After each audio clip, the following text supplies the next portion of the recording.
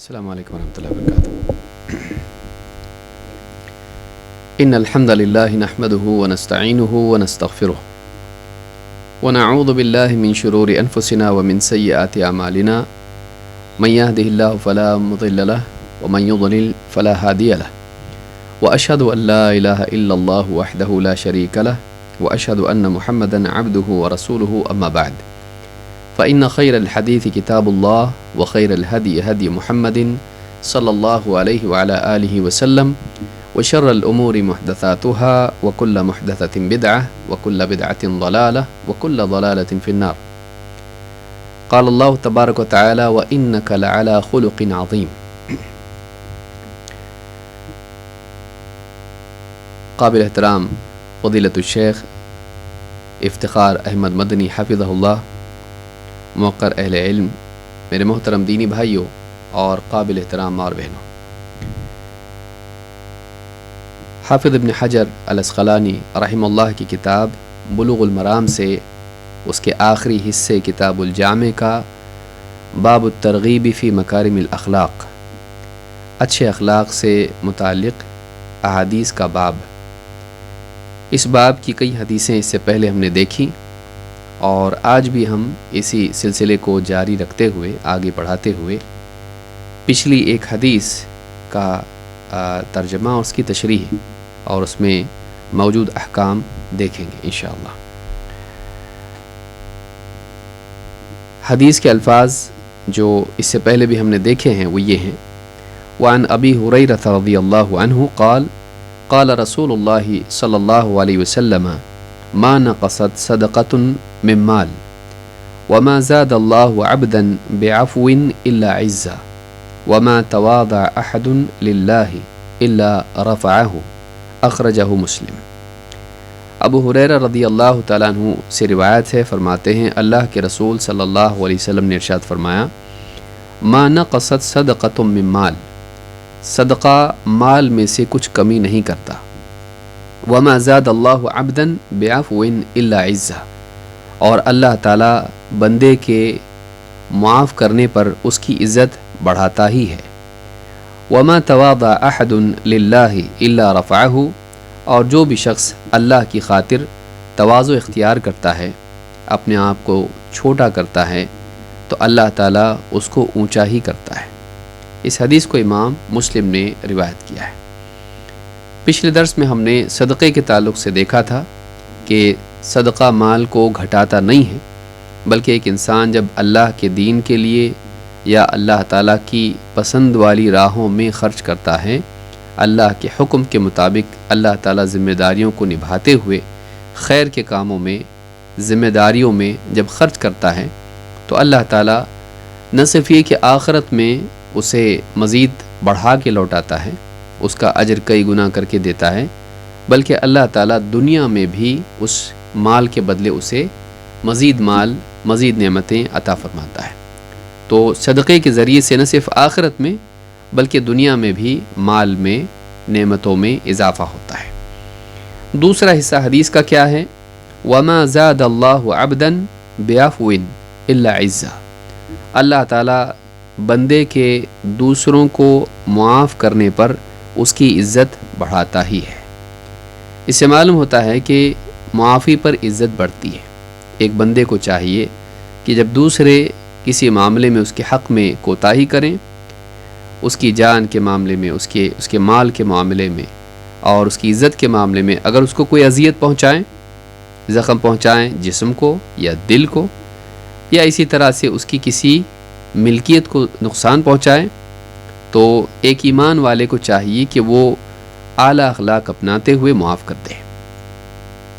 اس کے اختیار میں ہے کہ چاہے تو بدلہ لے، بدلہ جائز ہے اور ظلم حرام ہے، لیکن افضل یہ ہے کہ وہ دوسروں کو ان کی غلطیوں پر معاف کر دے۔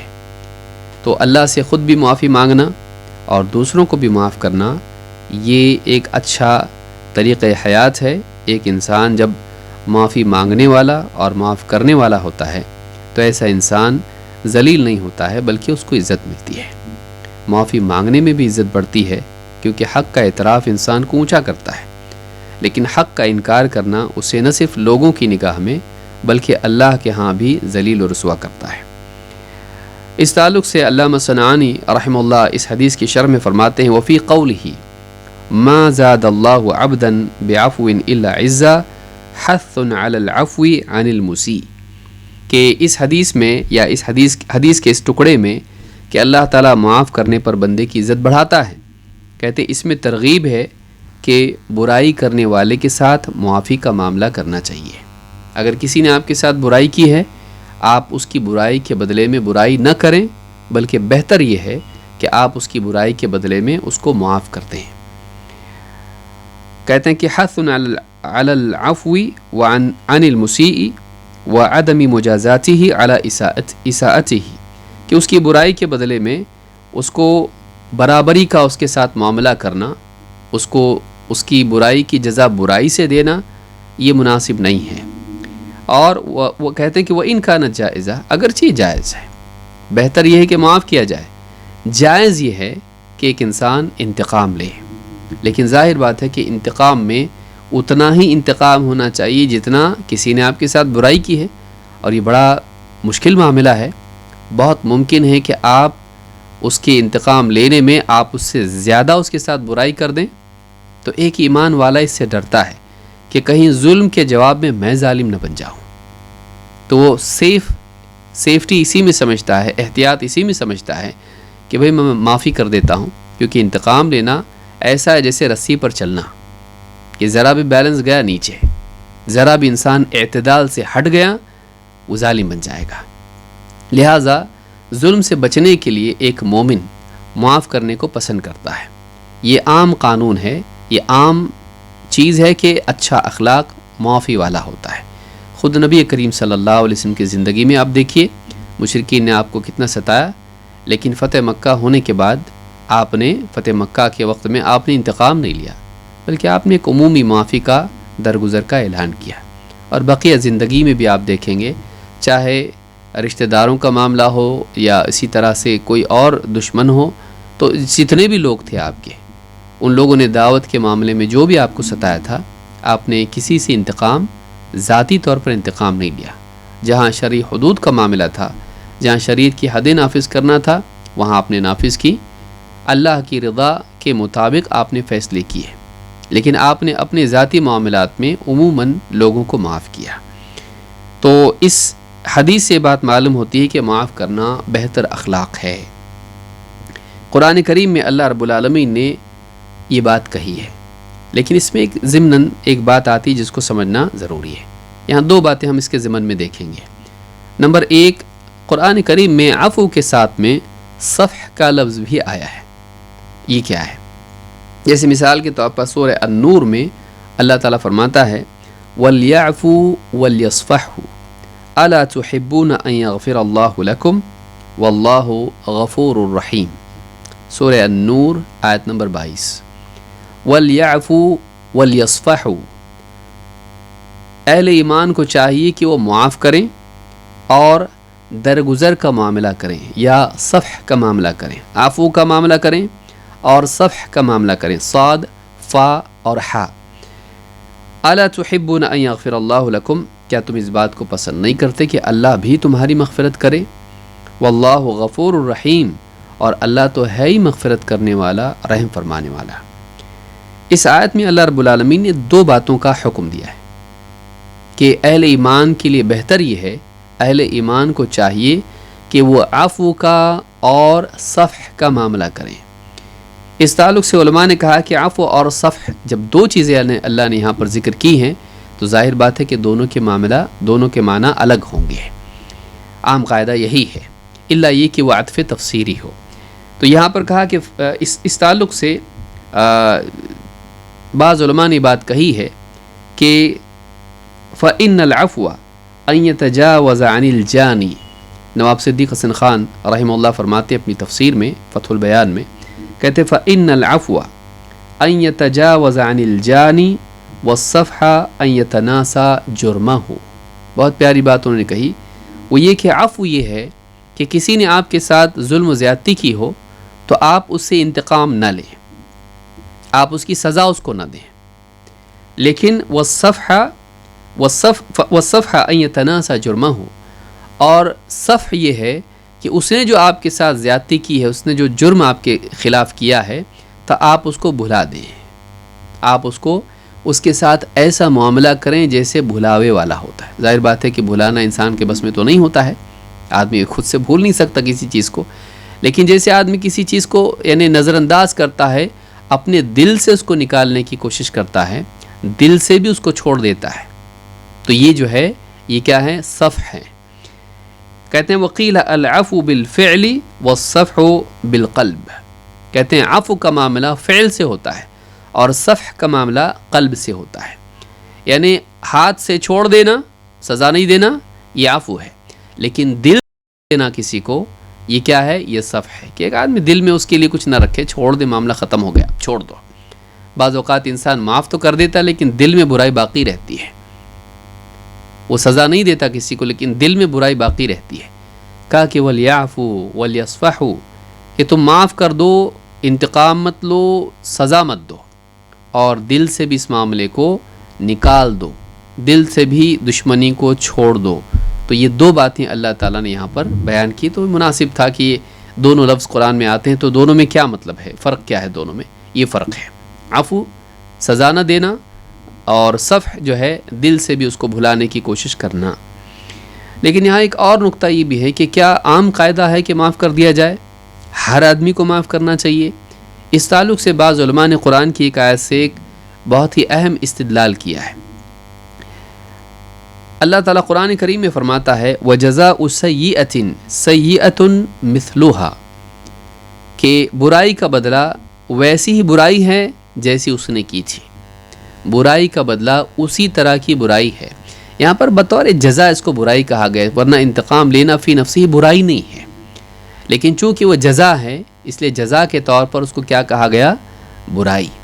ورنہ ایک انسان کا کسی سے انتقام لینا اللہ کے نزدیک برائی نہیں ہے، اگر وہ برائی ہوتا تو اللہ جائز نہیں کرتا اس کو، جب اللہ نے اس کو جائز کیا ہے تو پھر کیا ہے؟ یہ برائی نہیں ہوئی، لیکن چونکہ وہ اس کے بدلے میں ہے، جوابی طور پر ہے کہ اس نے برائی کی تم نے بھی برائی کی، تو جوابی طور پر ہونے کی وجہ سے اس کو کیا کہا گیا؟ سیئہ، برائی۔ وَجَزَاءُ سَيِّئَةٍ سَيِّئَةٌ مِثْلُهَا، کہ برائی کا بدلہ اسی طرح کی برائی ہے۔ اس قاعدے کو یاد رکھنا اس لیے بھی ضروری ہے کیونکہ قرآن کریم میں اللہ رب العالمین کے بارے میں بھی کئی جگہ اس طرح کی بات آتی ہے کہ وَمَكَرُوا وَمَكَرَ اللَّهُ، انہوں نے مکر کیا اور اللہ نے بھی مکر کیا۔ یہ جوابی طور پر ہے، ابتدائی طور پر اللہ کے لیے یہ لفظ نہیں آتا ہے۔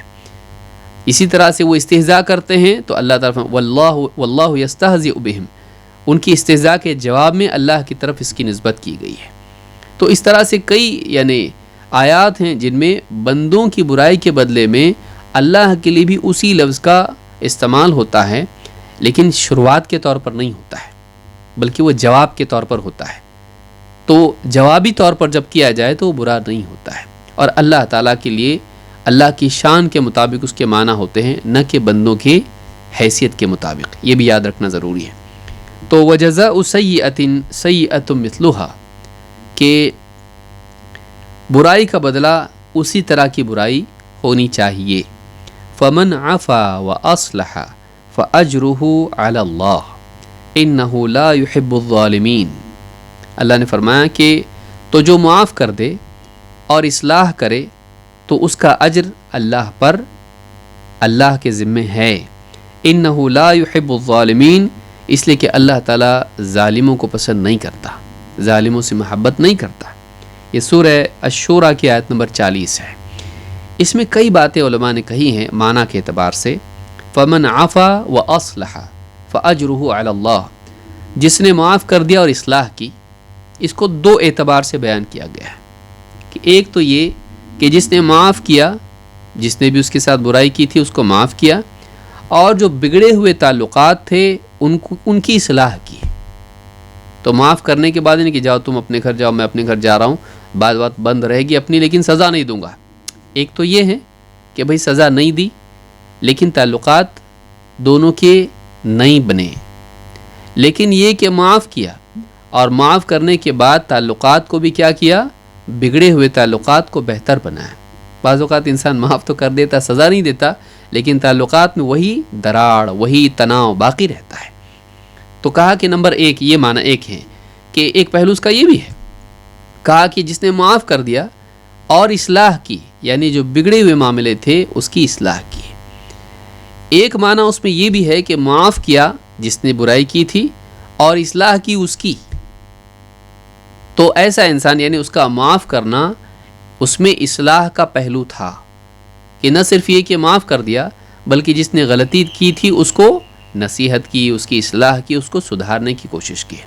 تو یہ بھی ایک معنی ہے اس میں۔ تیسرا ایک معنی اس میں یہ بھی ہے کہ جس نے معاف کیا اور اصلاح کی، علماء نے کہا کہ معافی میں قاعدہ یہ ہے کہ 2 طرح کے لوگ ہوتے ہیں۔ ایک وہ ہوتا ہے کہ جو غلطی کرتا ہے اور معاف کرنے سے اس کی غلطی چھوٹ جاتی ہے، سرکشی ختم ہوتی ہے یا کم از کم ہو جاتی ہے، اس میں سدھار آتا ہے۔ ایک تو یہ آدمی ہے۔ دوسرا آدمی وہ ہے کہ معاف کرنے سے وہ اور زیادہ سرکش ہو جاتا ہے کہ تو معافی کرتا ہے، تو معاف کرنے کی وجہ سے اس میں سدھار نہیں آتا، وہ شرمندہ نہیں ہوتا اور وہ بہتر نہیں بنتا، اپنی برائی کو چھوڑتا نہیں ہے بلکہ اس کی ہمت اور بڑھ جاتی ہے۔ تو علماء نے ایک معنی اس آیت کے ضمن میں یہ بھی بیان کیے ہیں کہ معافی اصلاح والی ہونی چاہیے، یا معافی ایسی ہونی چاہیے جس کے نتیجے میں اصلاح ہو۔ اگر ایک انسان کسی کو معاف کرتا ہے اور معاف کرنے کے نتیجے میں وہ انسان سدھرتا نہیں بلکہ بگڑتا ہے، تو بعض اوقات مصلحت کی وجہ سے ایسے انسان کو معاف نہیں کرنا چاہیے بلکہ اس کی عقوبت اس کو دینا چاہیے۔ یہ بات بھی بعض علماء نے کہی ہے۔ شیخ عبد الرحمن ابن ناصر السعدی اپنی تفسیر میں یہ کہتے ہیں وَشَرَطَ اللَّهُ فِي الْعَفْوِ الْإِصْلَاحَ فِيهِ، کہتے کہ اللہ تعالیٰ نے اس عفو میں، معافی میں اصلاح کی بھی شرط لگائی ہے۔ کہتے ہیں لِيَدُلَّ ذَلِكَ عَلَىٰ أَنَّهُ إِذَا كَانَ الْجَانِي لَا يَلِيقُ الْعَفْوَ عَنْهُ وَكَانَتِ الْمَصْلَحَةُ الشَّرْعِيَّةُ تَقْتَضِي عُقُوبَتَهُ فَإِنَّهُ فِي هَذِهِ الْحَالِ لَا يَكُونُ مَأْمُورًا بِهِ۔ کہتے ہیں اس سے یہ بھی معلوم ہوتا ہے، اس سے یہ دلالت، یہ بات سامنے آتی ہے کہ جب ظلم کرنے والا یا غلط کام کرنے والا، اذیت پہنچانے والا معاف کرنے کے لائق نہ ہو اور مصلحت شریعت کی اسی میں ہو کہ اس کو سزا دی جائے، تو پھر ایسی حال میں ایک مسلمان اس بات کا حکم اس کو نہیں ہے کہ وہ معاف ہی کرے۔ یعنی اگر کسی نے غلط کام کیا ہے اور اس کو معاف کرنے میں اس کی بھلائی نہیں ہے، وہ سدھرے گا نہیں اور بگڑے گا، تو ایسے انسان کو سزا دینا چاہیے، نہ کہ معاف کرنا چاہیے۔ کیوں؟ اس لیے کہ معاف کرنے سے اس کی اصلاح نہیں ہو رہی بلکہ وہ بگڑ رہا ہے۔ تو ایک بہت ہی اہم قاعدہ ہے جس کو یاد رکھنا چاہیے۔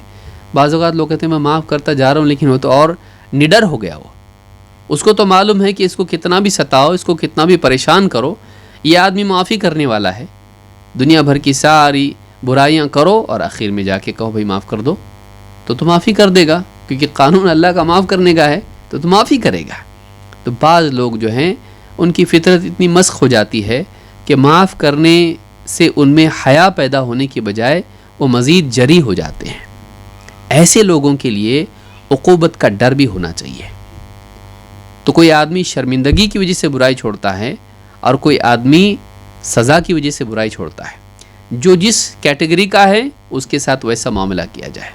یہی بات شیخ ابن عثیمین رحمہ اللہ نے بھی ایک جگہ کہی ہے کہ معافی کا قاعدہ یہ نہیں کہ آپ ہر ایک کو معاف کرتے چلے جائیں، بلکہ وہ ایک عام قاعدہ ہے۔ لیکن کہیں ایسا بھی ہوتا ہے کہ کسی انسان کو معاف کرنے سے اس کی اصلاح نہیں ہوتی ہے، وہ اور جری ہو جاتا ہے، تو وہاں پر آپ کو معاف کرنے کی بجائے اس کے لیے ڈر بھی رکھنا چاہیے تاکہ وہ برائی سے رک جائے، اس کو سزا بھی ملنی چاہیے۔ تو اس سے سماج میں امن و امان قائم رہتا ہے، معاشرے کے اندر لوگوں کی جان و مال اور ان کی عزتیں محفوظ رہتی ہیں۔ تو جہاں معافی قاعدہ ہے وہیں پر سزا اور عقوبت بھی قاعدہ ہے۔ تو یہ بہت اہم اور عمدہ بات اس آیت کی تفسیر میں شیخ عبد الرحمن ابن ناصر السعدی، جو شیخ ابن عثیمین رحمہ اللہ کے اساتذہ میں سے ہیں، خاص استاذ ہیں ان کے، تو انہوں نے یہ بات اپنی تفسیر میں کہی ہے، اور بہت عمدہ تفسیر ہے۔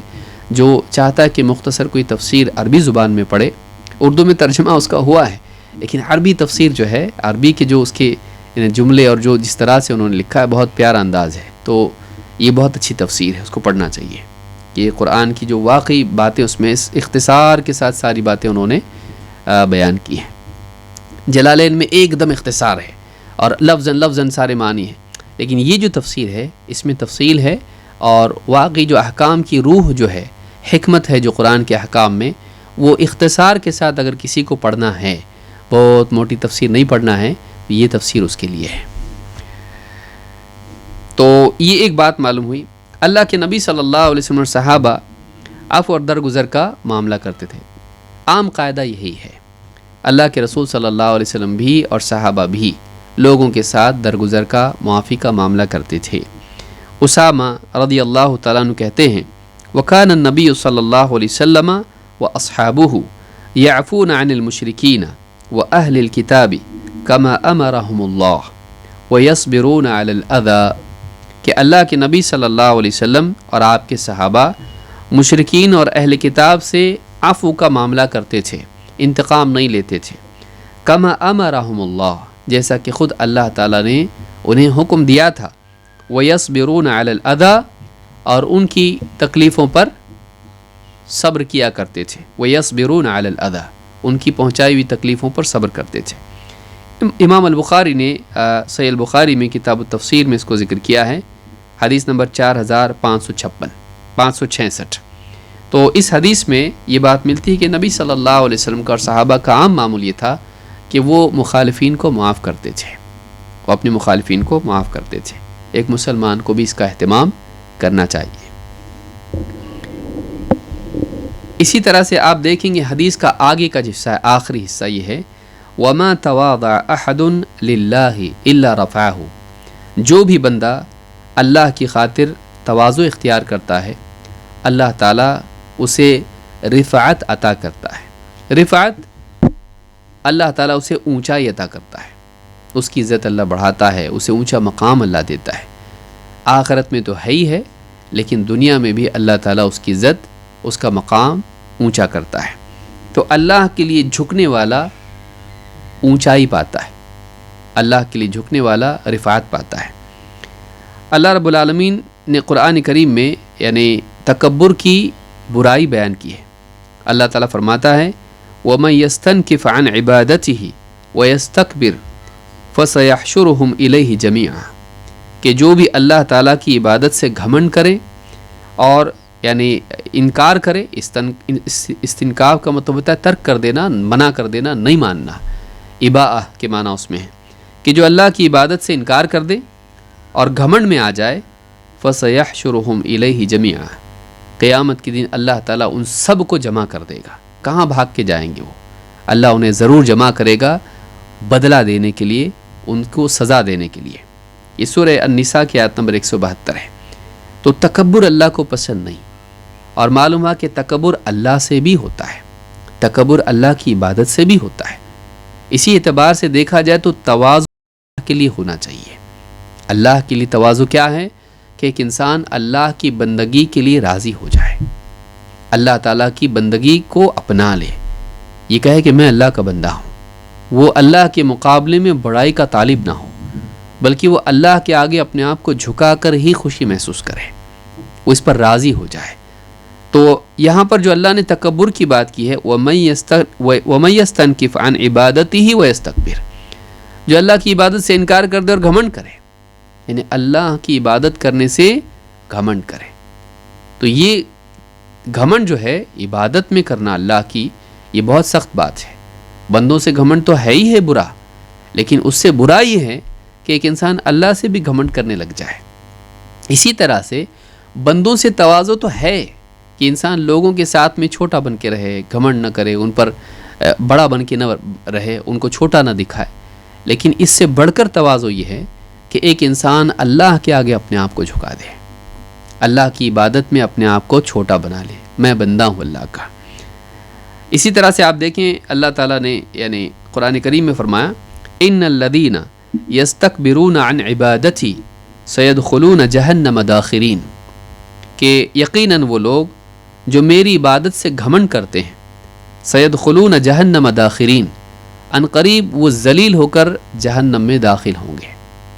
تو یہاں پر کیا کہا؟ یستکبرون عن عبادتی، میری عبادت سے تکبر کرتے ہیں.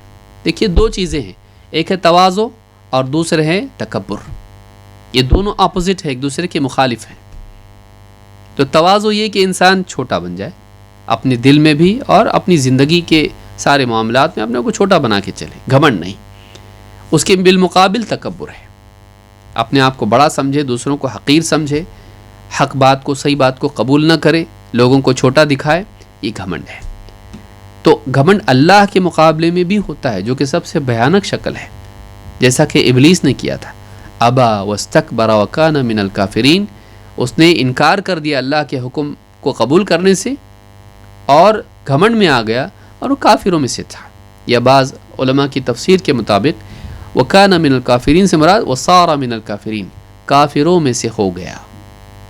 تو یہاں پر کہ جو لوگ میری عبادت سے گھمنڈ کرتے ہیں وہ ان قریب ذلیل ہو کر جہنم میں داخل ہوں گے. آپ دیکھیے تکبر ذلت، جو میری عبادت سے تکبر کرتے ہیں ذلیل ہو کر جہنم میں جائیں گے.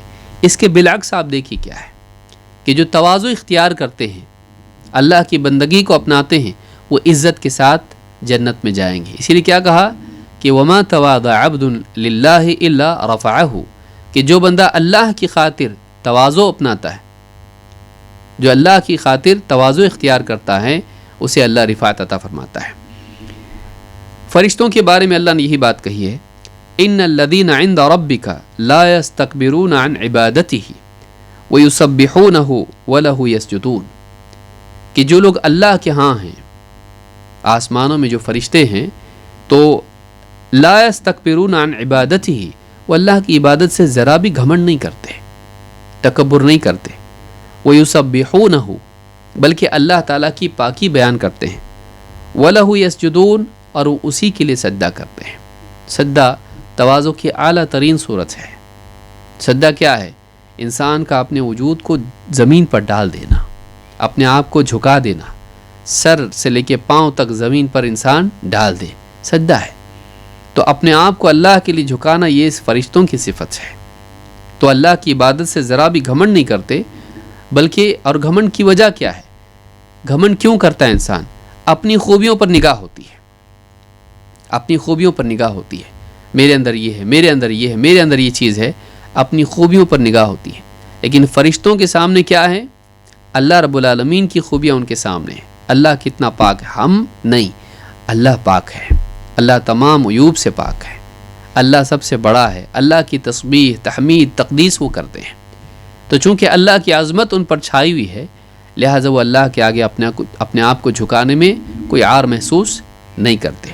یہ سورۃ الاعراف کی آیت نمبر 206 ہے. اسی طرح سے آپ دیکھیں کہ اللہ کے نیک بندے بھی زمین میں اللہ کی عبادت سے تکبر نہیں کرتے.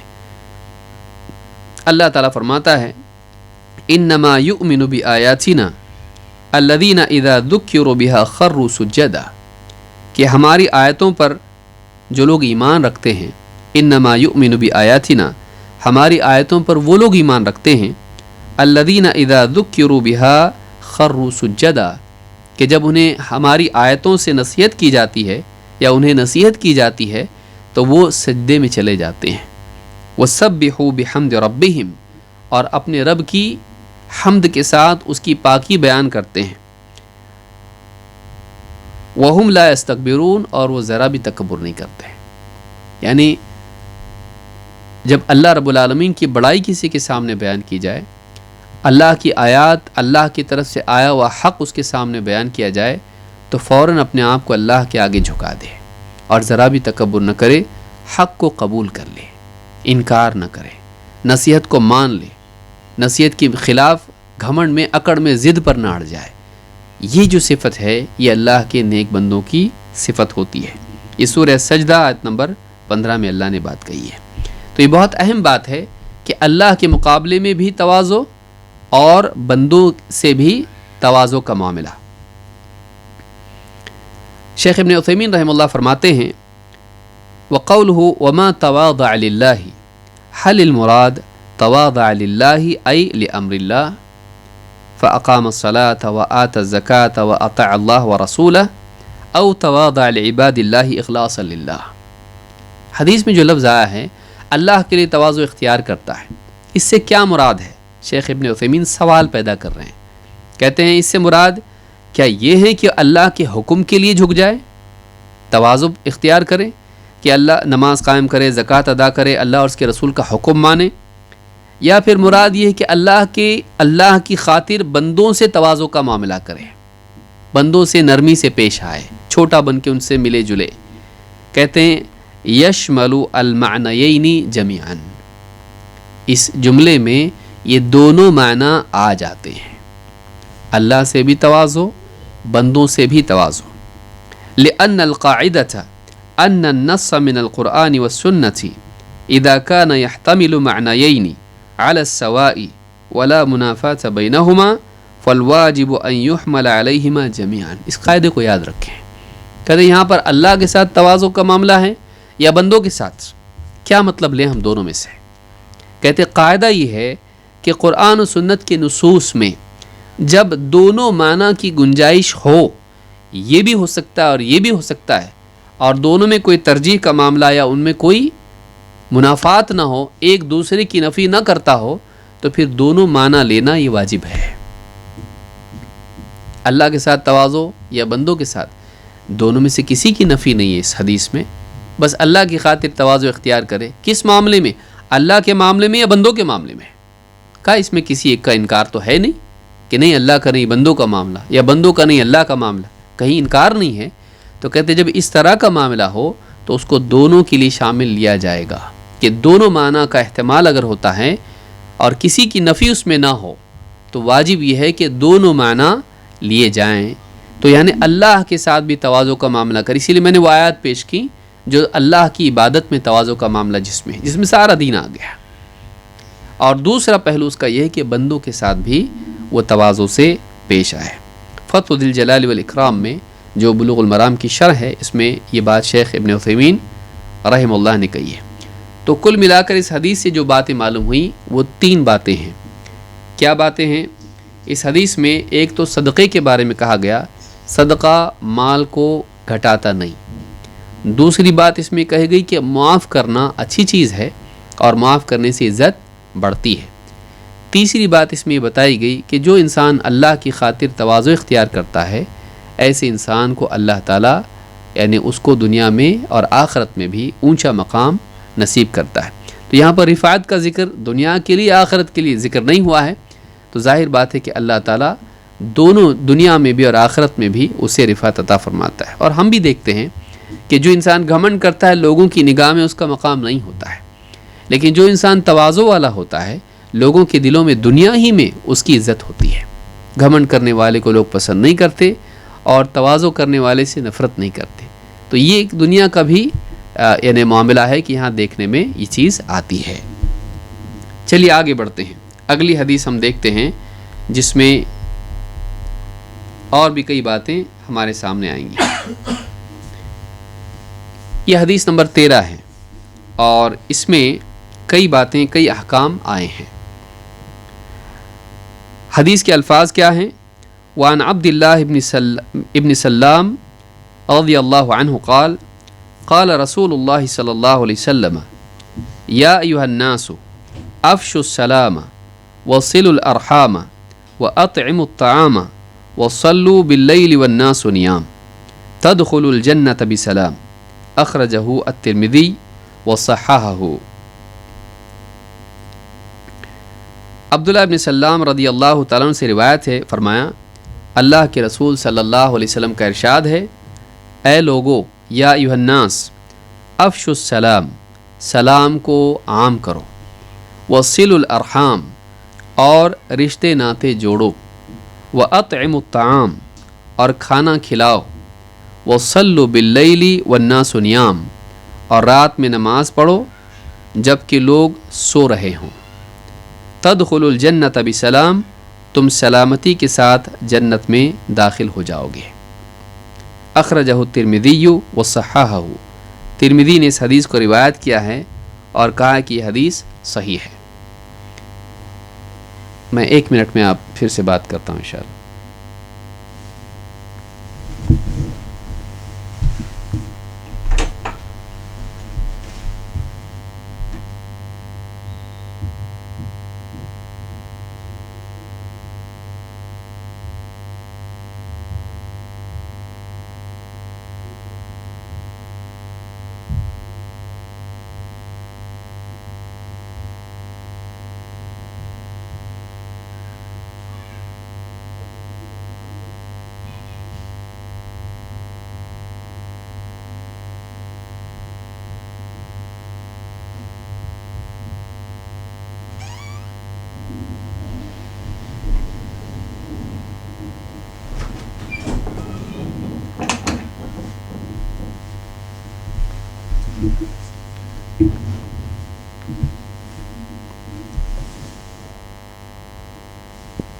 السلام علیکم ورحمۃ اللہ.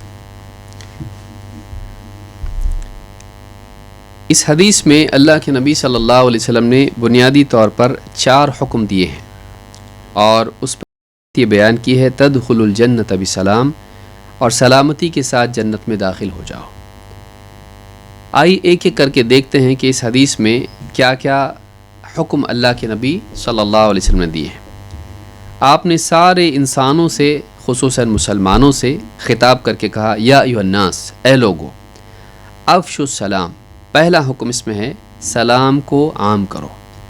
نمبر 2 وصلوا الارحام، رشتے ناطے جوڑو. خاص یہاں پر رحم کا ذکر ہوا ہے کہ اپنے ارحام کو، رحم کو جوڑو، رشتے ناطے جوڑو، پیٹ کے، بطن کے، رحم کے رشتوں کو جوڑو. وَأَطْعِمُوا الطَّعَامَ، اور کھانا کھلاؤ. وَصَلُّوا بِاللَّيْلِ وَالنَّاسُ نِيَامٌ، اور رات میں جب کہ لوگ سو رہے ہوں تم نماز پڑھو. تو یہ 4 باتیں، سلام، بلکہ اس کو عام کرنا، صرف سلام کرنا نہیں، یہاں پر کیا ہے؟ افشوا السلام، سلام کو عام کرو، اور رشتے ناطے جوڑو، کھانا کھلاؤ، اور رات میں جب کہ لوگ سو رہے ہوں تب تم کیا کرو؟ وَصَلُّوا بِاللَّيْلِ، نماز پڑھو. کون سی نماز آگے ہم دیکھیں گے. اور اس پر فضیلت کیا ہے؟ تدخل الجنت بسلام، سلامتی کے ساتھ جنت میں داخل ہو جاؤ گے. یہاں پر جو ہے یہ امر کے طور پر بھی ہو سکتا ہے داخل ہو جاؤ، اور یہ ہو سکتا ہے کہ تم داخل ہو جاؤ گے، نتیجے کے طور پر، جزا کے طور پر بھی ہو سکتا ہے. اس حدیث کو امام ترمذی نے روایت کیا اور حدیث صحیح ہے. آئیے ایک ایک کر کے دیکھتے ہیں ان الفاظ میں حدیث میں کن چیزوں کا حکم دیا گیا ہے. علامہ صنعانی رحمہ اللہ فرماتے ہیں الافشاء لغتاً الاظہار. یہاں پر جو لفظ آیا ہے افشوا السلام، تو یہاں پر افشا سے بنا ہوا ہے. افشا کا مطلب ہوتا ہے کسی چیز کا اظہار کرنا. افشا کا معنی ہے اظہار. کہتے ہیں الافشاء لغتاً الاظہار والمراد نشر السلام علی من یعرفہ وعلی من لا یعرفہ. سلام کو عام کرو کا مطلب کیا ہے؟ کیسے عام کرے گا کوئی آدمی سلام کو؟ کہتے سلام کو عام کرنے کا مطلب یہ ہے کہ اس کا اظہار کیا جائے، نمبر 1، اور اس میں شامل یہ ہے کہ اس کو عام کیا جائے، یعنی جس مسلمان کو آپ پہچانتے ہیں اس کو بھی سلام کریں، اور جس کو آپ نہیں پہچانتے اسے بھی سلام کریں. سلام کا عام کرنا یہ ہے کہ جان پہچان ہو یا نہ ہو، اگر آپ کو معلوم ہے کہ یہ مسلمان ہے تو آپ اس کو سلام کریں گے. سلام کا عام کرنا یہ ہے. اس سبل السلام میں علامہ صنعانی نے بات کہی ہے. عبداللہ ابن عمرو رضی اللہ تعالیٰ عنہ کہتے ہیں ان رجلا سأل النبی صلی اللہ علیہ وسلم ای الاسلام خیر قال تطعم الطعام وتقرأ السلام على من عرفت ومن لم تعرف.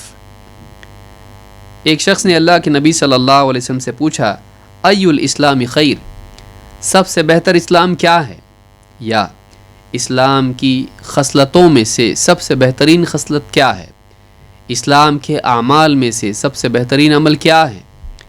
تو آپ نے فرمایا تطعم الطعام، یہ کہ تو دوسروں کو کھانا کھلائے، وتقرأ السلام، اور سلام کرے، علی من عرفت ومن لم تعرف، اسے بھی سلام کرے جسے تو پہچانتا ہے اور اسے بھی جسے تو نہیں پہچانتا ہے. یعنی سلام کے لیے ضروری نہیں کہ پہچان ہو، سلام کے لیے اتنا کافی ہے کہ وہ مسلمان ہے.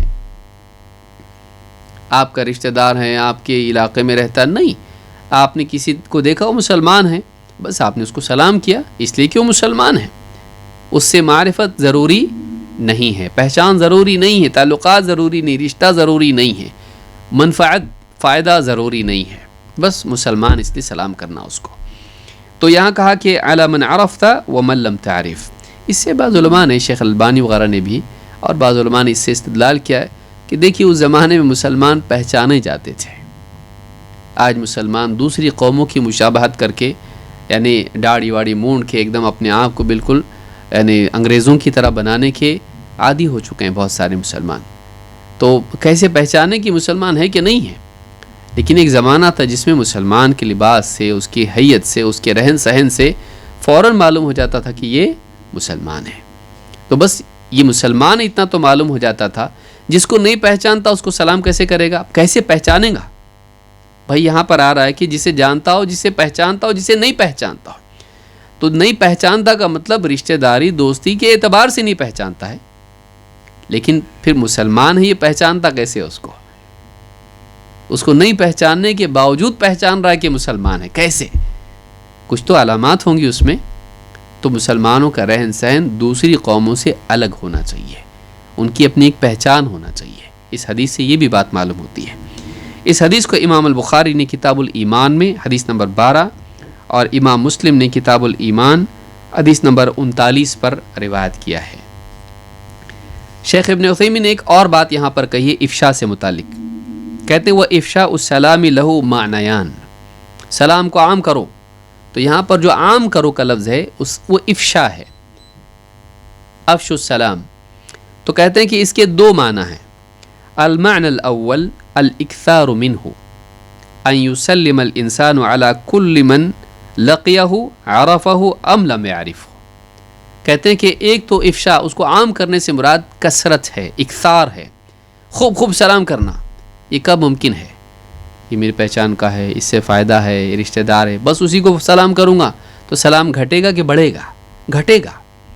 لیکن آدمی ہر ایک کو سلام کرے، چاہے پہچانتا ہو یا نہ پہچانتا ہو، بس مسلمان ہونے کی بنیاد پر، تو یہ کیا ہوگا؟ سلام عام ہوگا، اس میں اکثار ہوگا، کثرت اس میں ہوگی۔ تو ایک تو یہ معنی ہے۔ دوسرے کہتے ہیں النوع الثانی، دوسری نوع یہ ہے من افشاء السلام اظہارہ باللفظ، کہ آدمی لفظ سے اس کا اظہار کرے، بمعنی ان تسلم سلاما یسمعہ من تسلم علیہ۔ افش السلام، افشا کا مطلب عام کرنا بھی ہے، ظاہر کرنا ہے۔ تو کہتے ہیں کہ اس کا ایک دوسرا معنی یہ ہے کہ جب تم سلام کرو کسی کو تو وہ سنے بھی آپ کا سلام۔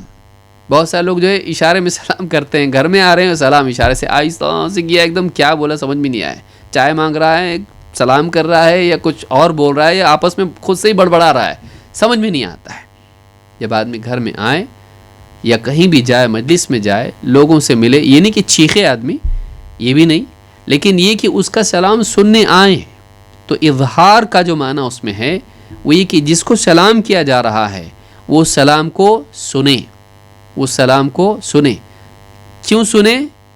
سنے گا تو جواب دے گا، اگر سنا ہی نہیں اس نے تو جواب کیسے دے گا؟ اسی لیے آپ دیکھیں گے کہ اللہ کے نبی صلی اللہ علیہ وسلم کے بارے میں جو حدیث میں صحیح مسلم کی روایت ہے، لمبی روایت ہے، اس میں کہ اللہ کے نبی صلی اللہ علیہ وسلم کی عادت مبارکہ یہ تھی کہ رات میں اگر گھر پہ آتے تو ایسی آواز سے سلام کرتے کہ جو بیدار ہے وہ سن لیتا اور جو سویا ہوا ہے وہ جاگتا نہیں۔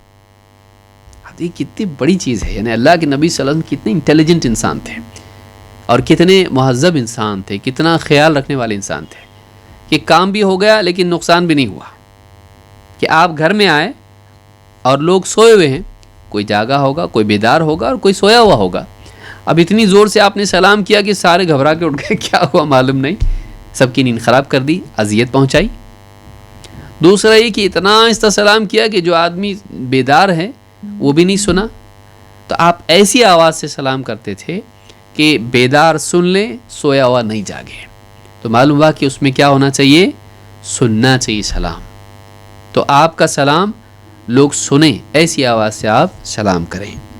تو یہ بات شیخ ابن عثیمین نے کہی کہ یہاں پر افشا سے مراد افش السلام میں دو باتیں ہیں، ایک تو یہ کہ کثرت سے سلام کرنا، جان پہچان ہو یا نہ ہو، دو سلام جب آدمی کرے تو جس کو سلام کیا جا رہا ہے وہ اسے سنے.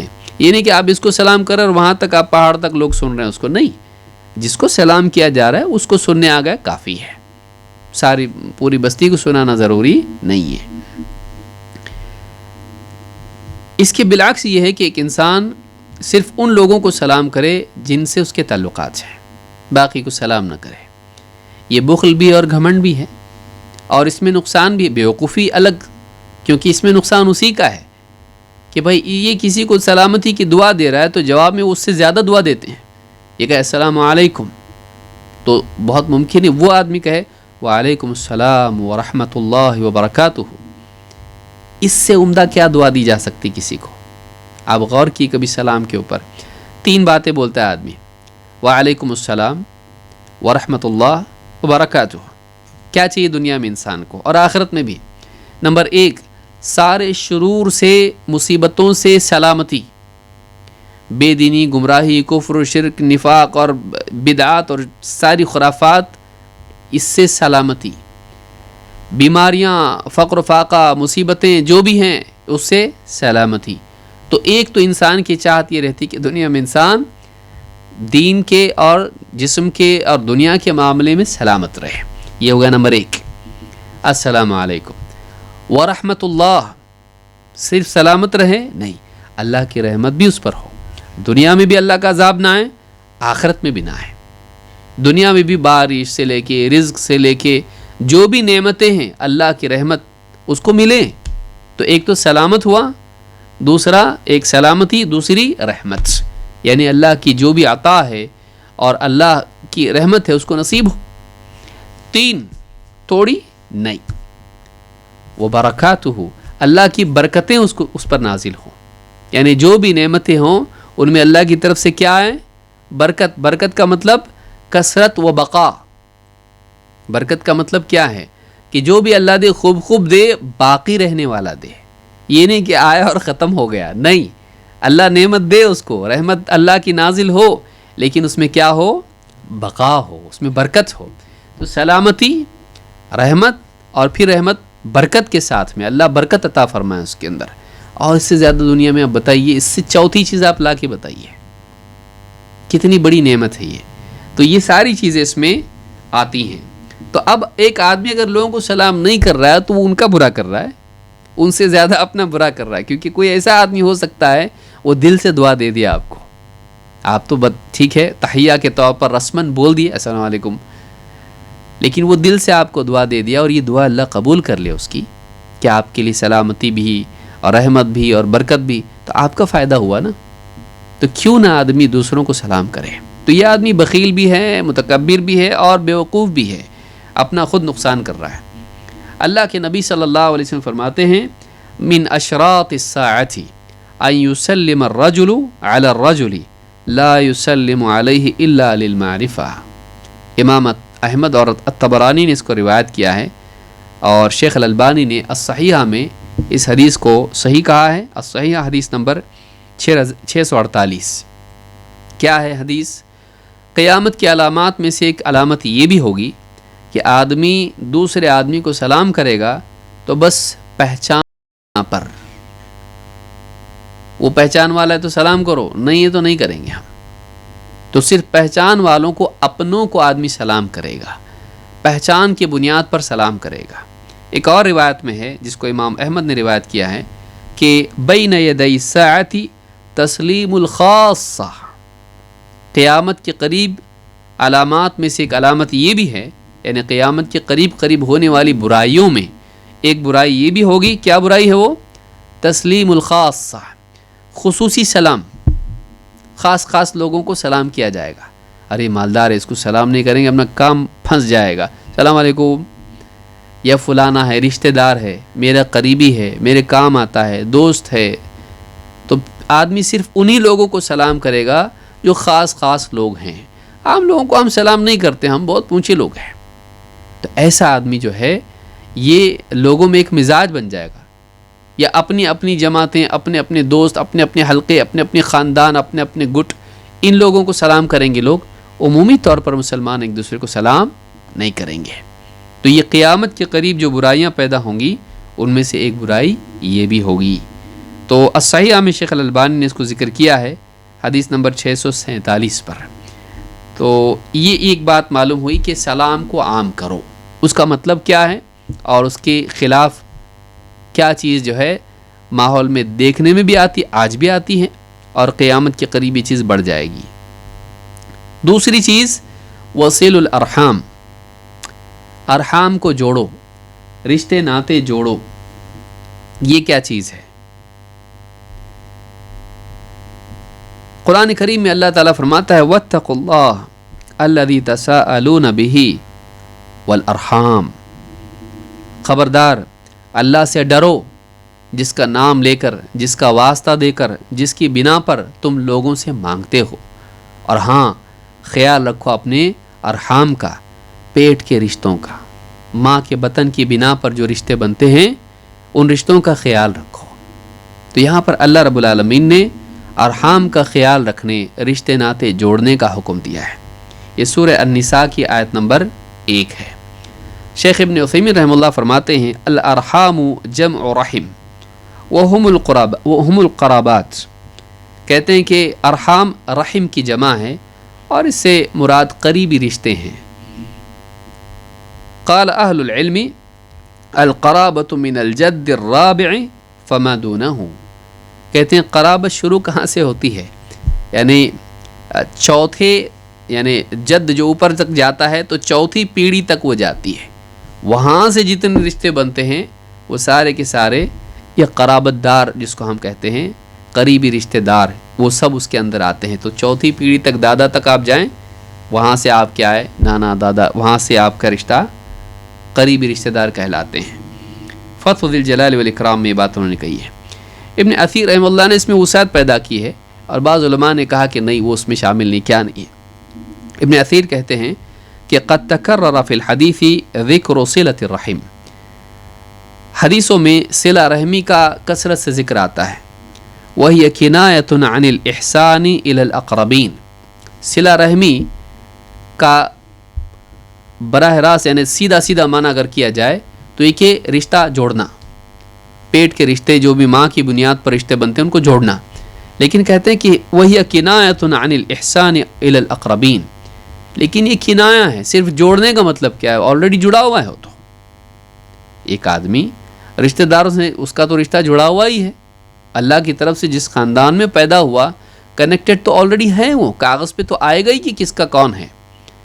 لیکن یہاں پر رشتے جوڑنے سے مراد کیا ہے، اس کو مکلف کیا گیا ہے، تو کہتے ہیں کہ یہ کنایا ہے رشتہ داروں سے، قریبی رشتہ داروں سے احسان کا سلوک کرنے کے تعلق سے، کہ رشتہ جوڑ کا مطلب یہ ہے کہ اپنے قریبی رشتہ داروں سے اچھا سلوک کر، احسان کا سلوک کر۔ من ذوی النسب والاصحار، کہتے چاہے وہ نسب کے رشتے ہوں یا سحر کے رشتے ہوں، سحر کا مطلب صاد ہا اور را، دوسرا وہ سحر الگ ہے، وہ سین ہا اور را ہے، وہ جادو ہے، وہ نہیں۔ سحر جو یہاں پر ہے، نسب و سحرا، سورہ فرقان میں اللہ نے کہا، یہاں سحر جو ہے وہ نکاح والے رشتے ہوتے ہیں۔ تو اللہ تعالیٰ نے رشتے جو بنا انسان کے بنیادی طور پر دو ہیں، ایک تو نسب کے ہوتے ہیں جو باپ اور ماں کی بنیاد پر بنتے ہیں، اور دوسرے ہوتے ہیں جو سسرالی رشتے ہوتے ہیں، بیوی کی بنیاد پر بنتے ہیں۔ تیسرا ایک رشتہ اور بھی ہے، وہ رضاعت کی بنیاد پر بنتے ہیں، دودھ پلایا کسی نے عورت نے تو اس کی بنیاد پر پھر اس کے رشتے بنتے ہیں، تو کل ملا کر یہ 3 رشتے ہوتے ہیں۔ تو کہتے ہیں کہ من ذوی النسب والاصحار، تو ابن الاثیر رحمہ اللہ کے مطابق یہاں جو صلہ رحمی کا جو لفظ ہے یہ ان سب کو شامل ہے، ماں باپ کی بنیاد پر جو رشتے بنے ہیں ان کو بھی، اور بیوی کی بنیاد پر جو رشتے بنے ہیں ان کو بھی، یہ سارے رشتے اس میں آتے ہیں۔ اور بہت سارے علماء نے یہ بات کہی ہے، بعض علماء نے کہا کہ نہیں، بیوی والے رشتے اس میں نہیں آتے ہیں، اس میں صرف ماں باپ کی بنیاد پر جو رشتے بنتے ہیں وہ آتے ہیں، جیسا کہ شیخ ابن عثیمین نے بھی یہ بات کہی ہے۔ اعلیٰ کل حال سبھی سے احسان کا سلوک کرنا چاہیے، چاہے کسی بھی اعتبار سے رشتہ ہو۔ کہتے ہیں کہ وہی کنایۃ عن الاحسان الی الاقربین من ذوی النسب والاصحار वत्तअत्तुफ़ अलैहिम वर्रिफ़्क़ बिहिम वर्रिआयति लिअहवालिहिम, कि एक इंसान उनके साथ एहसान का सलूक करे, उनके साथ यानी शफ़क़त से पेश आए, नरमी से पेश आए और उनके हालात की रियायत करे, देखे ठीक हैं नहीं हैं, फ़क़्र फ़ाक़े में हैं, भूखे हैं या बीमार हैं, तो उनके हालात की निगरानी करे, वो देखे और उसके मुताबिक उनसे मामला करे। वकज़ालिका इन बअदू व असअ असाऊ, और उनसे ऐसा ही सलूक करें चाहे वो दूर हों, इससे दूर हो जाएं या इसके साथ बुरा सलूक करें, उनसे अच्छा सलूक करें, चाहे वो उससे कटें या फिर उससे बुरा सलूक करें। वक़त्उ अर्रहिमी ज़िद्दु ज़ालिका कुल्लिही, और क़ता रहमी सिला रहमी की ज़िद है, उसका ऑपोजिट है, उसके ख़िलाफ़ है, उसके बरख़िलाफ़ है। तो अन्निहाया फ़ी ग़रीब अल-हदीस वल असर में इब्नुल असीर अल-जज़री ने ये बात कही है। तो सिला रहमी का मतलब रिश्तेदारों से अच्छा सलूक करना। अल्लाह के नबी सल्लल्लाहु अलैहि वसल्लम फरमाते हैं, तअल्लमू मिन अंसाबिकुम मा तसिलून बिही अरहामकुम, अपने नसब के बारे में इल्म हासिल करो जिसके ज़रिए से तुम अपने रहम के रिश्तों को जोड़ते हो या जिसके ज़रिए से तुम सिला रहमी करते हो। तो अपने नसब के मामलात को मालूम करो, कौन जुड़ाए तुमसे नसब की बिना पर। तअल्लमू मिन अंसाबिकुम मा तसिलून बिही अरहामकुम, अपने नसब के बारे में अच्छी तरह से जानो कौन रिश्ते में आता है तुम्हारे, ताकि तुम उनसे सिला रहमी का सलूक करो, रिश्ता जोड़ो। फ़इन्न सिलत, फ़ायदा क्या है, क्यों करें भाई, रिश्तेदार वैसे भी तो सताते हैं, परेशान करते हैं, लेना देना हमारा उनसे क्या है, क्यों करें हम उनसे सिला रहमी। कहा फ़इन्न सिलत अर्रहिमी महब्बतुन फ़िल अहल मसरातुन फ़िल माल मनसअतुन फ़िल असर। 3 फ़ायदे उसके हैं, बड़े बड़े हैं, जिसके लिए ताल्लुकात ख़राब किया है वो उसी में छुपा हुआ। क्या है? नंबर 1, फ़इन्न सिलत अर्रहिमी महब्बतुन फ़िल अहल, रिश्तेदारों से अच्छा सलूक करना, जुड़े रहना और एहसान का सलूक करना, ये क्या है? महब्बतुन फ़िल अहल, उनके साथ यानी उनकी महब्बत पाने का ज़रिया है। जब जुड़ोगे, एहसान करोगे, उनसे आपसी महब्बत बढ़ेगी। नंबर 1 महब्बत। नंबर 2 मसरातुन फ़िल माल, माल में कसरत का सबब है, तुम्हारा माल बढ़ेगा, तुम्हारा रिस्क में बरकत होगी। नंबर 3 मनसअतुन फ़िल असर, और कहा कि तुम्हारी उम्र भी बढ़ेगी। असर, पीछे जो कदम इंसान छोड़ता है, जब आगे चलता है तो पीछे कदम छोड़ता है, रुक गया का मतलब कदम ख़त्म, यानी ज़िंदगी ख़त्म। तो जितना चलने का मौका मिलेगा, गोया कि रेगिस्तान में चल रहा है इंसान, ज़िंदा है, तो उसके कदम भी पीछे हैं, यानी उसकी उम्र बढ़ेगी। ये माना उलमा ने ज़िक्र किए हैं। तो एक इंसान अगर रिश्तेदारों से अच्छा सलूक करे, महब्बत का हक़दार बनता है, इसी तरह से उसका माल बढ़ता है, उसकी उम्र बढ़ती है। और चाहिए क्या?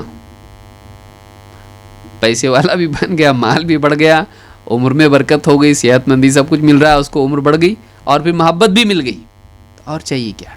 कहाँ से मिलता है ये? बाबा के पास जाने से नहीं मिलता।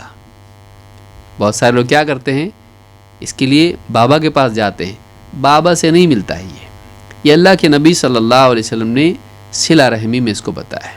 रिश्तेदारों से अच्छा सलूक करो, रिश्तेदारों से अच्छा सलूक करो। इस हदीस को इमाम अहमद, तिरमिज़ी और हाकिम ने रिवायत किया है। सहीह जामे सगीर हदीस नंबर 2965, हदीस सही है।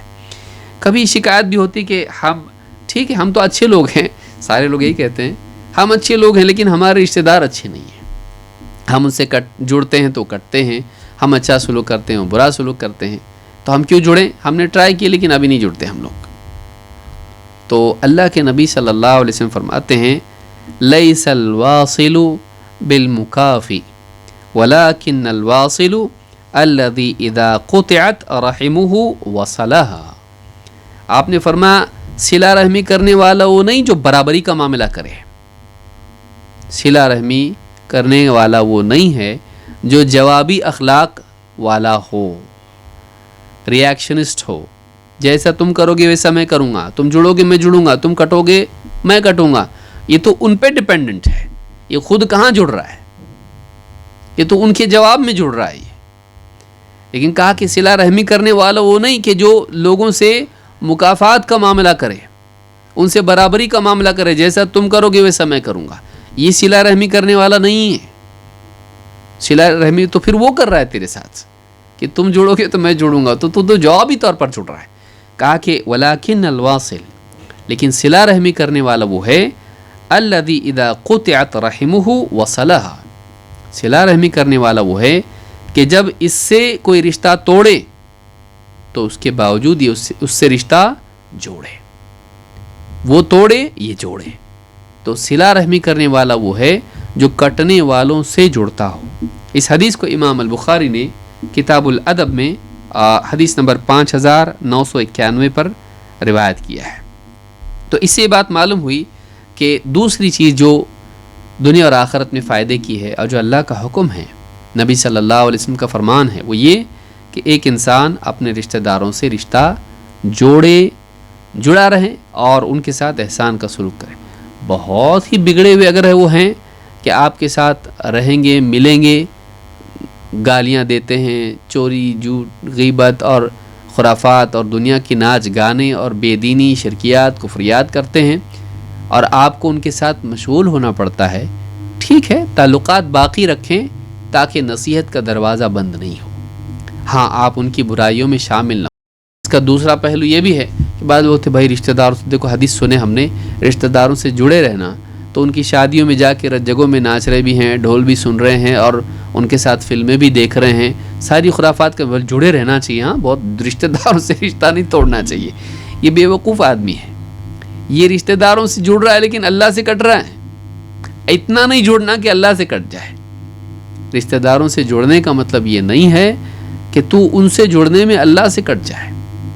اللہ کا حکم یاد رکھنا، رشتہ داروں سے جڑنے کا مطلب یہ ہے کہ ان سے تعلق باقی رکھے، ان سے احسان کا سلوک کرے، یہ نہیں کہ تو ان کے گناہوں میں شریک ہو، تو ان جیسا بن جائے، ان کی خرافات میں۔ درگاہ پہ جا رہے، سب جا رہے، دیکھو نا، رشتہ نہیں توڑنا چاہیے، ان کا دل بھی نہیں توڑنا چاہیے۔ وہ جا رہے، میں جا رہا ہوں، میں بھی جاؤں گا، لیکن میں بس درگاہ تک جاؤں گا، میں کروں گا نہیں کچھ، فاتحہ نہیں دوں گا، میں ان سے دعا نہیں کرتا، خالی درود شریف پڑھ کے آؤں گا میں وہاں پہ۔ ایسے بھی بھولے بھالے لوگ ہیں، یہ غلط ہے۔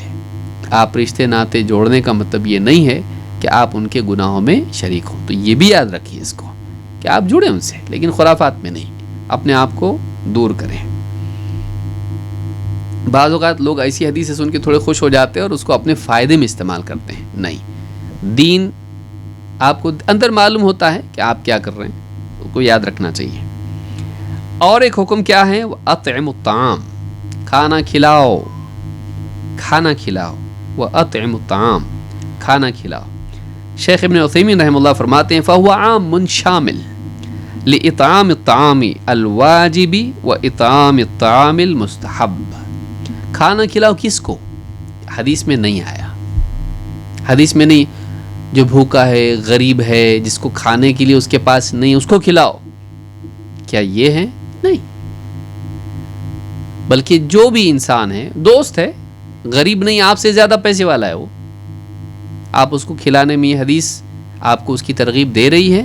ہاں، چاہے غریب ہو یا مالدار ہو، اپنا ہو پرایا ہو، محتاج ہو اور یعنی اس کے حالات اچھے ہوں، کوئی مسئلہ نہیں۔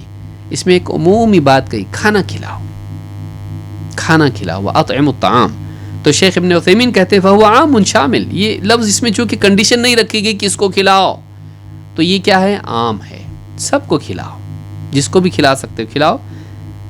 لِإِطْعَامِ الطَّعَامِ الْوَاجِب، جس کو واجب ہے آپ پر کہ کھلانا، جیسے بیوی بچے ہیں، ان کی ذمہ داری آپ پر ہے، اگر آپ ان کو کھلاتے نہیں تو آپ گناہ گار ہوگے۔ یا کوئی آدمی بھوک سے مر رہا ہے اور آپ کے پاس ہے اور آپ نہیں کھلاتے ہو، آپ گناہ گار ہوں گے، کیونکہ آپ کے پاس ہے اور اس کو ضرورت ہے اور وہ ہلاک ہوگا، تو آپ نے اس کی اس وقت میں مدد نہیں کی۔ تو ایک انسان اگر واجب کھلانا ہے، یہ بھی اس میں آتا ہے، اور مستحب ہے، بس ایسی دعوت رکھ دی آپ نے، دوستوں میں، خواتین ہیں اپنی قریبی رشتہ دار ہیں، ان کے لیے آئیے ہمارے گھر پہ ہم لوگ کھائیں گے، اور بلا کے آپ نے، وہ بھی مالدار آپ بھی مالدار، بیٹھ کے کھائے، اب بولے تو اس میں تو ثواب ملتا کہ نہیں معلوم نہیں، کیوں؟ اس لیے کہ غریبوں کو کھلانے میں ثواب ہے، یہ تو سب کے سب مالدار ہیں، اس سے تو اچھا تھا کہ غریبوں کو کھلاتے نہیں۔ رشتے ناتے جوڑنا، تعلقات قائم کرنا، اس میں کھلانا اور غریبوں کو کھلانا، دونوں اپنی اپنی جگہ نے کیا ہے. ایک اچھا اور ایک برا، یا ایک ٹھیک ایک نہیں ٹھیک، ایک کم، ایسا نہیں ہے. موقع کے اعتبار سے ہر ایک کی اہمیت بدل جاتی ہے. تو ساری چیزیں اس میں آتی ہیں، ہر قسم کا کھلانا اس میں آتا ہے. اب دیکھیے قرآن کریم میں اللہ فرماتا ہے وَيُطْعِمُونَ الطَّعَامَ عَلَى حُبِّهِ مِسْكِينًا وَيَتِيمًا وَأَسِيرًا إِنَّمَا نُطْعِمُكُمْ لِوَجْهِ اللَّهِ لَا نُرِيدُ مِنْكُمْ جَزَاءً وَلَا شُكُورًا. سورۃ الانسان آیت نمبر 8-9. وَيُطْعِمُونَ الطَّعَامَ عَلَى حُبِّهِ کہ اللہ کے نیک بندے کون ہیں؟ جو اللہ کی محبت کی بنا پر لوگوں کو کھانا کھلاتے ہیں. کن کو؟ مسکین کو، یتیم کو اور اسیر کو. مسکین کو جس کے پاس اپنا انتظام نہیں، یتیم آپ جانتے ہیں جس کا باپ دنیا سے چلا گیا، ابھی وہ چھوٹا ہے یعنی بالغ نہیں ہوا وہ، اور اس کے باپ کی موت ہو گئی تو اس کو یتیم کہتے ہیں. اور اسیر کون؟ قیدی. انما نطعمکم لوجہ اللہ، اور ان کا زبان حال سے وہ یہ کہہ رہے ہوتے ہیں، یعنی کہ ان کو ڈائریکٹ جا کے بولیں، بلکہ ان کے دل کی بات یہ ہوتی ہے انما نطعمکم لوجہ اللہ، ہم تو اللہ کی خاطر تم کو کھلاتے ہیں.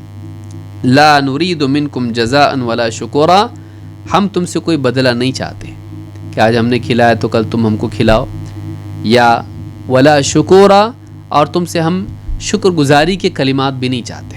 تھینک یو بھی نہیں چاہیے، آپ کا شکریہ بھی نہیں چاہیے.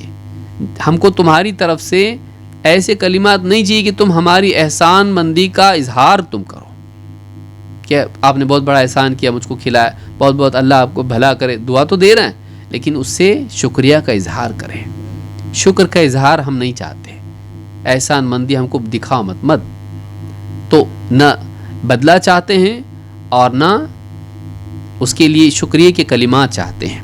تو سورۃ الانسان میں اللہ نے بات کہی. یہاں غور کرنے کی چیز یہ ہے کہ یہاں پر یعنی غیر مسلموں کو بھی کھلانے کی ترغیب ہے، کیونکہ اسیر اس زمانے میں کون ہوتا تھا؟ اس زمانے میں اللہ کے نبی صلی اللہ علیہ وسلم کے زمانے میں قیدی کون ہوتے تھے؟ قیدی غیر مسلم ہوتے تھے. یعنی اسلام غیر مسلموں کو بھی کھلانے کی ترغیب دیتا ہے. صراحت کے ساتھ اللہ کے نبی صلی اللہ علیہ وسلم نے بھوکوں کو کھلانے کا بھی حکم دیا ہے. جیسے مسند احمد اور بخاری کی حدیث میں ہے، اللہ کے نبی صلی اللہ علیہ وسلم فرماتے ہیں وَأَطْعِمُ الْجَائِعَ، بھوکے کو کھلاؤ، بھوکے کو کھلاؤ. اب اس میں بھوکا کون ہے؟ ضروری نہیں غریب ہو بھائی، بھوکا کوئی بھی ہو سکتا ہے. آپ کا دوست ہے، آپ کا رشتہ دار ہے، بولا میں ابھی گھر پہ نہیں جاتا، میرا گھر بہت دور ہے، اور بھائی کا یا رشتہ دار کا قریب ہے، تعلق دوست کا قریب ہے، کہ آج بہت بھوک لگی، چل ہم لوگ گھر پہ کھائیں گے. لے کر آ گئے، بیوی سے کہا جو بھی ہے پروس دو سامنے، خود بھی کھایا، اس کو بھی کھلایا. تو یہ کیا ہے؟ یہ ایک نیکی ہے، اس سے تعلقات بہتر بنتے ہیں. وہ آپ کے کھانے کا محتاج نہیں ہے، وہ آپ سے اچھا ہوٹل میں کھا سکتا ہے، لیکن تعلقات کی وجہ سے وہ آپ کے پاس کھاتا ہے، وہ آپ کا اکرام کر رہا ہے، آپ اس کا اکرام کر رہے ہیں. تو یہ بھی کیا ہے؟ یہ بھی ایک نیکی ہے. اور اگر واقعی کوئی انسان محتاج ہو، غریب ہے، اس کے پاس پیسہ ہی نہیں ہے، نہ اس کے پاس گھر ہے، راستے کے کنارے بیٹھا ہوا ہے، اور یہاں وہاں سے اٹھا کے کوئی پھینک دے رہا ہے تو اٹھا کے کھانے کے لیے دیکھ رہا ہے اس میں میرے لیے کتنا ہے، مٹی صاف کر رہا ہے اس کی. کتنے لوگ ہیں آج ایسے، کتنے لوگ ہیں ایسے، چھوٹے چھوٹے بچے ہوتے ہیں، کھانے کے لیے کچھ نہیں ان کے پاس، گندگی سے یعنی راستوں پر کوڑے میں پھینکا ہوا اٹھا کے کھاتے ہیں. تو یہ ہم لوگ کتنا ضائع کرتے ہیں کھانا، سوچیے. تو ان لوگوں کو، ایسے لوگوں کو دیکھنا، یہ نہیں کہ اس کے ساتھ آدمی سیلفی نکالے، فوٹو نکالے اور یہ سب فضولیات کرے، خرافات کرے. آدمی کچھ جائے اور جا کے ہوٹل سے اچھا کچھ کھانا لے اور چپکے سے لے جا کے دے، اس کو ویڈیو نہیں ڈالے، شیطان کے دھوکے میں نہیں آئے کہ نہیں میں نے ویڈیو اس لیے ڈالا تاکہ دوسروں کو بھی ترغیب ہو. کیا ضرورت ہے؟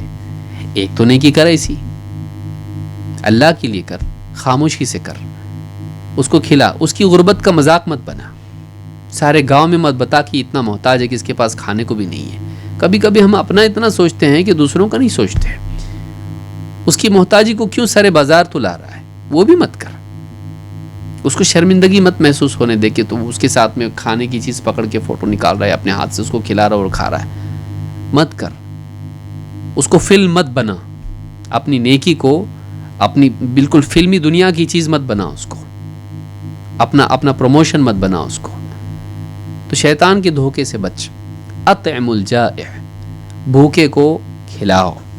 اسی طرح سے اللہ کے نبی صلی اللہ علیہ وسلم نے پڑوسی کے بارے میں تلقین کی ہے۔ ساری دنیا میں بعض اوقات آدمی کرتا، قریبی لوگوں کو نہیں کرتا۔ آپ فرماتے ہیں ما آمن، اور یہ کتنا سنگین ہے یہ، یعنی کھانا کھلاؤ لائٹ معاملہ ہے نہیں، بہت سیریس ہے، جس کا تعلق ایمان سے جڑا ہوا ہے، جس کی بنا پر ایمان کی نفی کی جا رہی ہے۔ آپ نے فرمایا ما آمن بی من بات شبعانا وجارہ جائع الی جنبہ وہو یعلم بہ۔ امام البزار اور الطبرانی اس کو روایت کیا ہے، اور صحیح الجامع صغیر میں حدیث موجود ہے اور صحیح حدیث ہے۔ کیا فرمایا کہ وہ مجھ پر ایمان نہیں لایا، وہ آدمی مجھ پر ایمان نہیں لایا جو بھر پیٹ کھا کے سیر ہو کے رات میں سوئے اور اس کا پڑوسی اپنی کروٹیں بدل رہا ہو بھوک کی وجہ سے، اور اس کو معلوم ہو وہ بھوکا ہے لیکن پھر بھی وہ اس کو نہیں کھلاتا۔ جو خود بھر پیٹ کھائے اور سو جائے اور جانتا ہو کہ پڑوسی بھوکا ہے لیکن وہ اس کے لیے کچھ نہ کرے، خود سیر ہو کے کھائے۔ مسلمان وہ ہوتا ہے اس کو معلوم میرے پاس ایک روٹی ہے، میرے پڑوسی بھوکا ہے، آدھی روٹی اس کو دے گا، اپنی آدھی روٹی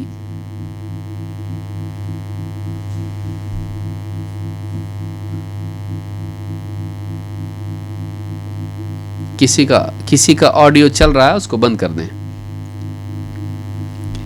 تو یہاں پر حدیث میں یہ ہے کہ یعنی وہ ایمان نہیں لایا جو بھر پیٹ کھائے اور اس کا پڑوسی بھوکا پیٹ کروٹیں بدل رہا ہو اور وہ جانتے بوجھتے سیر ہو، خوشحال ہو، لیکن اسے اپنے پڑوسی کی کچھ بھی فکر نہ ہو۔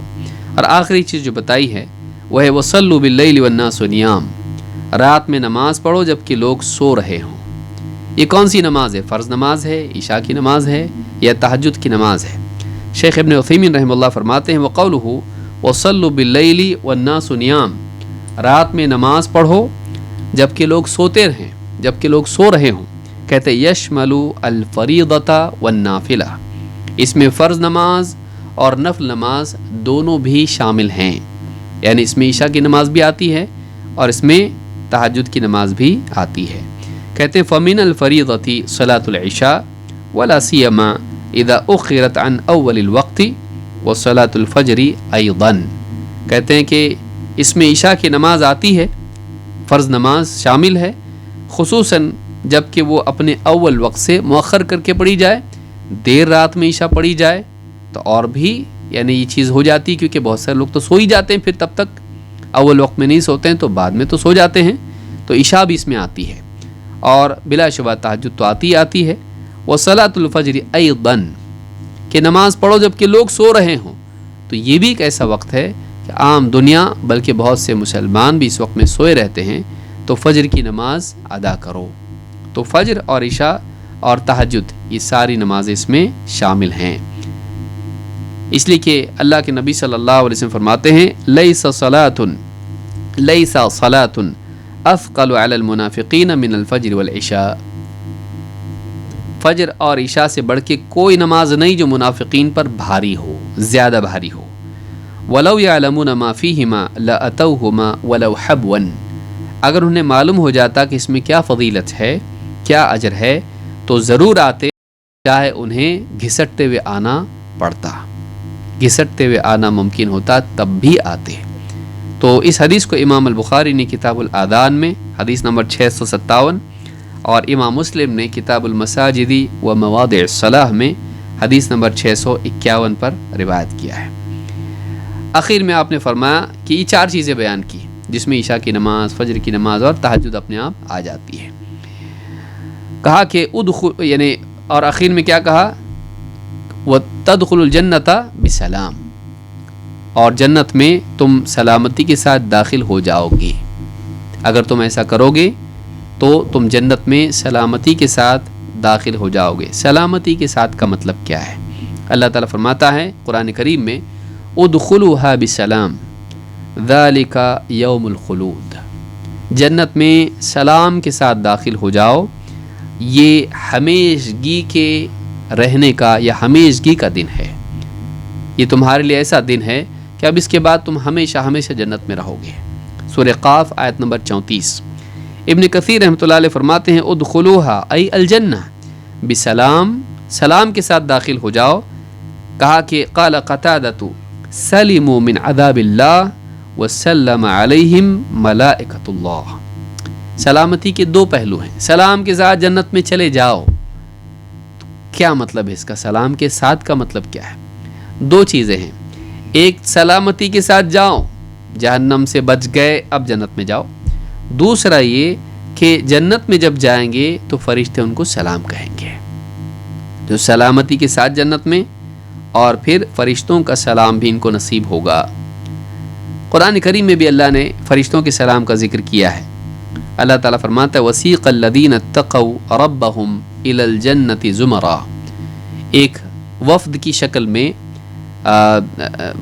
अहले ईमान को, मुत्तकीन को जन्नत में दाखिल किया जाएगा। हत्ता इज़ा जाऊहा व फुतिहत अबवाबुहा, यहाँ तक कि वो जन्नत के करीब पहुँच जाएंगे और उसके दरवाज़े उनके लिए खोले जाएंगे।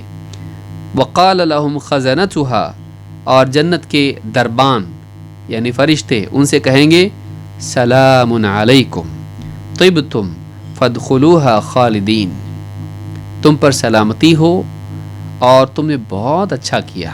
तिब्तुम, तुम बहुत अच्छे लोग थे, तुमने बहुत अच्छा काम किया। फ़दख़ुलूहा ख़ालिदीन, अब दाखिल हो जाओ जन्नत में हमेशगी की ज़िंदगी पाते हुए। हमेशगी के लिए जन्नत की ज़िंदगी में दाखिल हो जाओ, जन्नत में दाखिल हो जाओ। ये सूरह ज़ुमर की आयत नंबर 73 है।